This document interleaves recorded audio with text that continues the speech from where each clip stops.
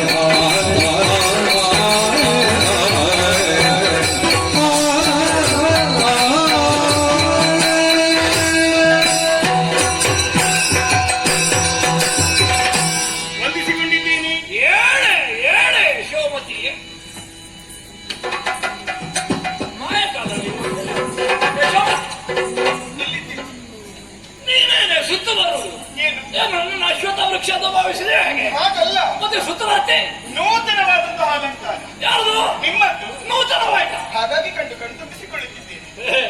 ಅದು ಹಾಗೆ ಏನು? ಹೆಂಡತಿಗೆ ಗಂಡ, ಆ, ಗಂಡನಿಗೆ ಹೆಂಡತಿ ಯಾವಾಗ್ಲೂ ನಿತ್ಯ ನೂತನವಾಗಿ ಕಾಣಬೇಕು. ಅದು ಈ ಲೋಕದಲ್ಲಿ ನಿತ್ಯ ನೂತನ ಯಾವುದೆಲ್ಲ ಗೊತ್ತಾ? ಯಾವುದು? ಒಂದು ಮೂಡಿ ಮುಳುಗುವ ಸೂರ್ಯ, ಹಾ, ಇನ್ನೊಂದು ವಿಶಾಲವಾದ ಗಂಭೀರವಾದ ಶರದಿ, ಸರಿ. ಇನ್ನೊಂದು ದಾಂಪತ್ಯ. ಆ, ಯಾವಾಗಲೂ ಮುಳುಗಿದ ಸೂರ್ಯನೇ ಮೂಡುತ್ತಾನೆ ಎಂಬ ಹಾಗೆ ಸೂರ್ಯನಲ್ಲಿ ಬೇಸರ ಸಲ್ಲದು, ಕೂಡದು. ಕಾಣುವ ಶರದಿಯನ್ನೇ ದಿನ ಕಾಡ್ತೇವೆ ಹಾ. ಎಂಬ ಹಾಗೆ ಅವಜ್ಞೆ ಸಲ್ಲದು. ವರ್ಷಪೂರ್ತಿ ಒಬ್ಬಳೇ ಹೆಂಡತಿ, ಆ. ಸಾಯುವಲ್ಲಿಯವರೆಗೆ ಒಬ್ಬನೇ ಗಂಡ ಆ. ಎಂಬ ಹಾಗೆ ಹೆಂಡತಿಗೆ ಗಂಡನಲ್ಲಿ, ಗಂಡನಿಗೆ ಹೆಂಡತಿಯಲ್ಲಿ ಯಾವಾಗ ಬೇಸರ ಮೂಡುತ್ತದೋ ಸಂಸಾರ ಹಾಳಾಗಿ ಹೋಗಿದೆ. ಹಾಗೆ ಆಗಿ ಹೌದಲ್ಲ? ದಾಂಪತ್ಯದಲ್ಲಿ ನಿತ್ಯ ನೂತನ ಬೇಕು. ಮತ್ತೆ ನಿನ್ನ ಗಂಡ ಚಂದವೇ ಅಲ್ವೇ? ಇಲ್ಲೇ ತನಕ ಹೀಗೆ ನೋಡಲೇ ಇಲ್ಲ ನಾನು. ಯಾರು? ನಾನು ಈ ಸಿಂಗಾರದಲ್ಲಿ ನೋಡಿಲ್ವ? ಹಾ. ಸುಳ್ಳು ಹೇಳ್ತೀನಿ, ನೋಡಿದ್ದೆ. ಒಮ್ಮೆ ನೋಡಿದ್ದೇನೆ. ನೋಡಿದ್ದೆ? ನೋಡಿದ್ದೇನೆ. ಯಾವಾಗ? ನಮ್ಮ ಮದುವೆಯ ದಿನ ಮದುವೆಯ ಮಂಟಪದಲ್ಲಿ ಮದುವೆಯ ಮಂಟಪದಲ್ಲಿ ಮದುಮಗಳಾದ ನೀನು ನೋಡಿದ್ದೇನೆ. ನನ್ನನ್ನು ನೋಡಿದ್ಯಾ? ಹೌದು. ಸುಳ್ಳು ಹೇಳ್ತಿ. ಏನು ಸುಳ್ಳು? ಮತ್ತೆ ಎಲ್ಲರೂ ಹೇಳ್ತಾರೆ ಮದುವೆ ಮಂಟಪದಲ್ಲಿ ಮದುಮಗಳು ನಾಚಿಕೆಯಲ್ಲಿ ತಲೆ ತಗ್ಗಿಸಿ ಕೂತ್ಕೊಳ್ಳುವುದು, ಗಂಡನ ಮುಖ ನೋಡುದಿಲ್ಲ ಅಂತ ಹೇಳಿ. ವಿಷಯ ಹೌದು. ಹೌದಾ? ಆದ್ರೆ ಎಲ್ಲಾ ಹೆಣ್ಣು ಮಕ್ಕಳಿಗೊಂದು ಆಸೆ ಇರುವುದಿಲ್ಲ. ಮದುವೆಯ ದಿನ ತಾನು ಮದುವೆಯಾಗುವಂತಹ ಗಂಡ ಕಾಡುತ್ತಾನೆ ಎನ್ನುವ ಹಾಗೆ. ಅದು ಎಲ್ಲ ಕದ್ದು ನೋಡಿದ್ದು. ಆ ಮುಖ ಮಾತ್ರ ಕೆಳಗೆ, ದೃಷ್ಟಿ ಮೇಲೆ. ಹೌದು. ಹೌದಾ? ಇದು ಪೆಟ್ಟಿಗೆಯಲ್ಲಿದ್ದದೆಲ್ಲ ಹೊರಗೆ ಬಿದ್ದಿದೆ. ಅಲ್ಲಿಗೂ ಬಿತ್ತ ನಿನ್ನ ಕಣ್ಣು. ಏನು? ಮತ್ತೆ ಅಲ್ಲಿ ನನಗೆ ಪೆಟ್ಟಿಗೆ ಇಟ್ಟದ್ದು ಯಾಕೆ? ಅದರಲ್ಲಿ ತುಂಬಿಸಿಟ್ಟದ್ದು ಯಾಕೆ? ಹಾಕಿಕೊಳ್ಳಿಲ್ಲ ಅಂತ. ಇಲ್ಲಿಯ ತನಕ ಹಾಕದ್ದು ಇವತ್ತು ಹಾಕಿದ್ದೀರಂತ. ನೀವು ಗಳಿಗೆಗೆ ಒಂದೊಂದು ಬದಲಾಯಿಸ್ತೀರಿ. ನಾವು ಅಪರೂಪಕ್ಕೆ ಒಂದು ಹೊಸತು ಹಾಕಿದ್ರೆ ಅದು ನಿಮಗೆ ತಾಗಿತ್ತು. ನಾವಿರುವುದೇ ಹೀಗೆ. ಹೌದು, ನಾನೊಂದು ಈ ಸಲ ಇವತ್ತು ಹೀಗೆ ಇರುವಂತ ಆಲೋಚನೆ ಮಾಡಿದ್ದು. ಮೂಗು ಬಿಡ್ಲಿಕ್ಕಾಗುವುದಿಲ್ಲ. ಹಾಕಿದ್ದು ಹಾಗೆ ಏನು? ಹಾಕಿದವರಿಗೆ ಬರುವುದಿಲ್ಲ, ಹತ್ತಿರ ಇದ್ದವರಿಗೆ ವಾಸನೆ ಬರುವುದಿಲ್ಲ. ಹೌದು, ಹಾಕಿಕೊಂಡದ್ದು ಹೆಚ್ಚಾಗಿದೆ ಅಂತ. ಹೌದು, ನಮ್ಮವರಲ್ಲಿ ನಾ ಹೇಳಿದ್ದದೆ. ಏನು? ಎಷ್ಟು ಬೇಕಾದ್ರೂ ಹಾಕಿ ಸ್ವಲ್ಪ ಹೆಚ್ಚು ಪ್ರಯತ್ನ ವಾಸನೆ ನಮ್ಮಲ್ಲಿರುವುದೆಲ್ಲ ಹೆಚ್ಚಿನದ್ದೇ. ನಮ್ಮದೆಲ್ಲ ವಿದೇಶದಲ್ವ, ಸ್ವಲ್ಪ ಪರಿಮಳ ಬರಲಿಲ್ಲ, ಪ್ರೋಕ್ಷಣೆ ಮಾಡಿದ್ದೇನೋ ಅಪರಾಧ ಅದು? ಅದೇ ಹೋಗಿ ಆಕ್ರಾಣಿಸಿ ಓಡೋಡಿ ಓಡೋಡಿ ಓಡೋಡಿ ಬಂದದ್ದು ನಾನು. ಅದಕ್ಕೆ ಬಂದದ್ದಲ್ಲ. ಹೌದು, ಇದು ಹೊರಟದ್ದಲ್ಲಿ. ಇನ್ನು ಸಾಕು, ಮಂಗಳ ಮಾಡಿ. ಬೇಗ ಆಯ್ತಲ್ಲ, ನೀ ಅದಕ್ಕೆ ಅಪಶಕುನ ಮಾತಾಡಿ. ಅಲ್ಲ, ಏನಾಯ್ತು ಅಂತ ಆಯ್ತಲ್ಲ. ಎಷ್ಟು ಸಲ ಹೇಳಿದ್ದೇನೆ ಯಶೋಮತಿ, ಏನು? ಒಂದು ಗಂಡ ಒಳ್ಳೆಯ ಕಾರ್ಯ ಶುಭ ಕಾರ್ಯಕ್ಕೆ ಹೋಗುವಾಗ ಹೆಂಡತಿ ಅಡ್ಡ ಬಂದು ಎಲ್ಲಿಗೆ ಅಂತ ಕೇಳಬಾರ್ದು. ಕೇಳಿದೆ. ಅದು ಅಪಶಕುನ. ಬೆಕ್ಕು ಅಡ್ಡ ಬಂದ ಹಾಗೆ ನಿನಗೆ ಈ ಜನ್ಮದಲ್ಲಿ ಇನ್ನು ಹೋಗುವುದು ಬೇಡ, ಕರ್ಮವೂ ಬೇಡ. ಆಯ್ತಲ್ಲ. ನೀನು ಎಲ್ಲಿಗೆ ಅಂತ ಕೇಳಿದ ಅಪಶಕುನ ಬಂದ ಹಾಗೆ. ಹೌದು. ಮನೆಯ ಬೆಕ್ಕಿಗೆ ಕಾಲ ಸುತ್ತ ತಿರುಗುತ್ತಲೇ ಇರುವುದಿಲ್ಲ. ಈ ಯಜಮಾನನಿಗೆ ಕೆಲಸ ಉಂಟು ಅಂತ ಹೇಳಿ ಮನೆ ಬೇಕು, ಮನೆ ಬಿಟ್ಟು ಹೋಗಿ ಸುಮ್ಮನೆ ಇರ್ತದ? ಹೌದು. ಮತ್ತೆ ನೀನು ನಿಮ್ಮ ಮನೆಯ ಬೆಕ್ಕು ಹೌದು, ಮನದ ಬೇಕು ಹೌದು. ಹೌದು. ಹಾ, ಅದು ಹಾಗೆ ಕೇಳುವುದಲ್ಲ, ಮತ್ತೆ ಒಂದು ಸ್ವಲ್ಪ ಬದಲು ಬೇಕು. ಹೇಗೆ? ದೂರ ಅಂತ ಕೇಳು. ಎಲ್ಲಿಗೆ ದೂರ? ಯಾವ್ದಾದ್ರು ಒಂದು ಹೇಳಿ. ಗಮನ ಬಿತ್ತ?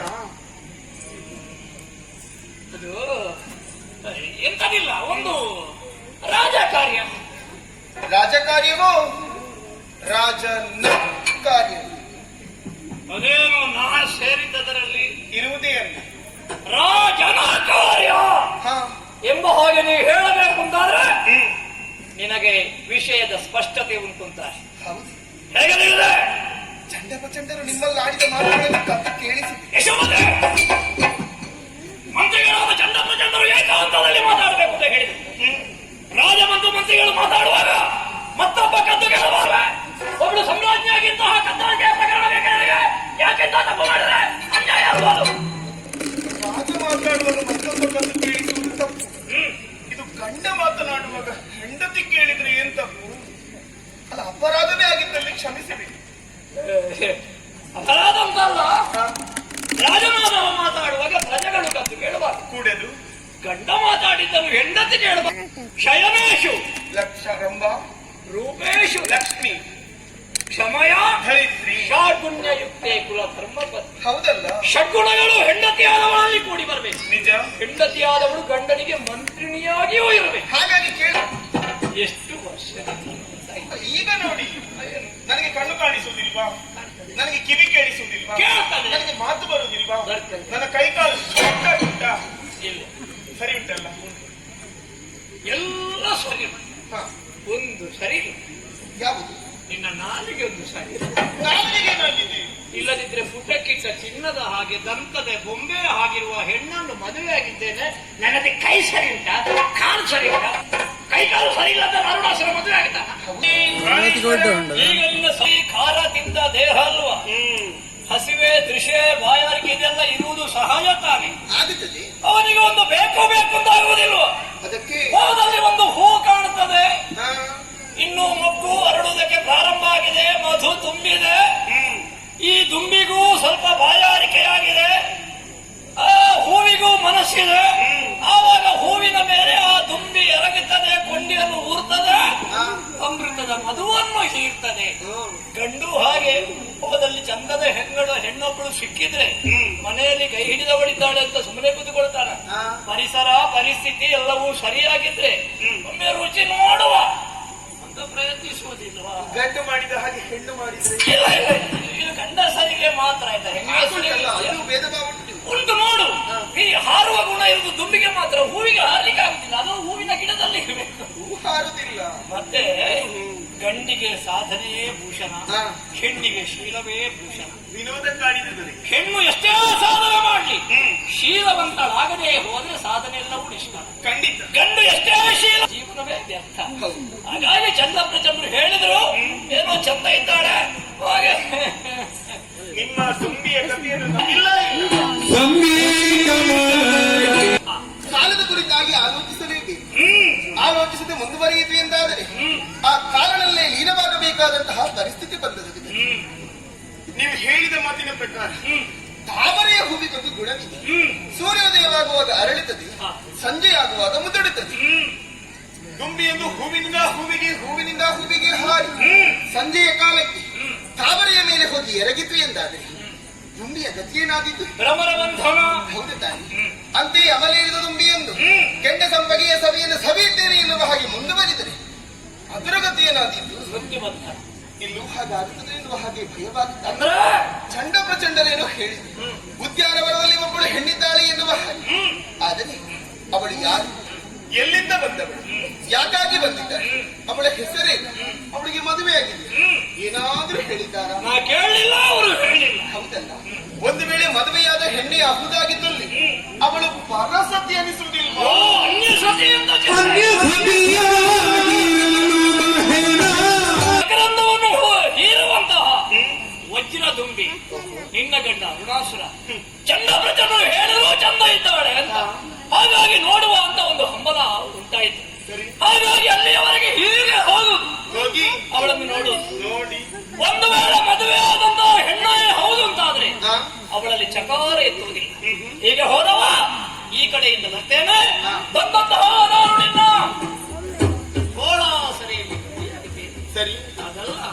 ಹೋದಲ್ಲಿ ಅವಳಿಗೆ ಮದುವೆ ಆಗ್ಲಿಲ್ಲ, ಇನ್ನೂ ಅರಳುತ್ತಿರುವಂತಹ ಸುಮ, ಆ ಸುಮಕ್ಕೂ ಮನಸ್ಸಿದೆ, ನನಗೂ ಒಂದು ಪ್ರಾಯ ಇದೆ ಅನ್ನುವ ಕಾರಣಕ್ಕಾಗಿ ಆ ಮಧುವನ್ನು ಹೀರುವುದಕ್ಕೆ ಆ ಹೂವಿನ ಮೇಲೆ ಈ ದುಂಬಿ ಎರಗಿದ್ರೆ ನಿನಗೆ ಬೇಸರ ಉಂಟೇನೆ?